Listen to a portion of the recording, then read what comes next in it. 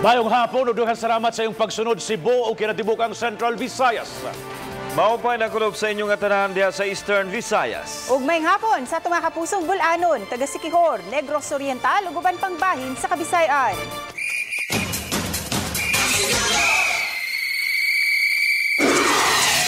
Ning nagsingabot nga Sinulog Festival sa Fiesta Senior, subsubusab ang pangandaman karon ng seguridad sa katawhan o kahapsay sa kasaulugan.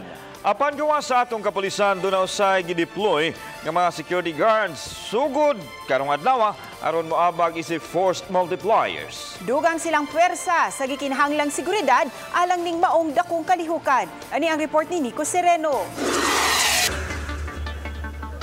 Gibriefing kaganihang udto sa Cebu City Police Office ang puwersa nga mubantay sa kadalanan sa Dakbayan. Sila ang gitahasan ni ikaduhang adlaw sa Nobinaryo ug formal nga paglusad sa Sinulog Festival. Babantayan nga gawa sa kapulisan, giapil na sab ang mga security guards. 84 ka mga gwardya ang gipa-report karong adlaw isip commitment sa Civil Security Unit sa PNP.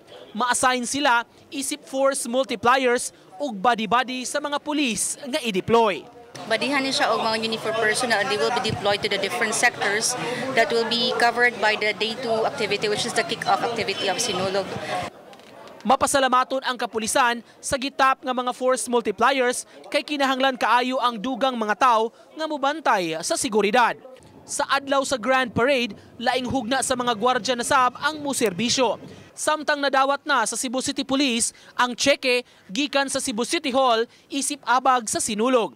Ang 400,000 pesos nga assistance sa Dakbayan ilang gamiton alang sa logistics. That amount will be allocated for the requirements like the office supply needed for the MAC, Multi-Agency Sectoral Coordinating Council, nga dito po na ito i-establish sa 4th floor sa City Hall, which is also provided for us by City Hall. Other requirements like tarpaulins, dito na ito nakwaon, o additional ropes, o gloves, ana.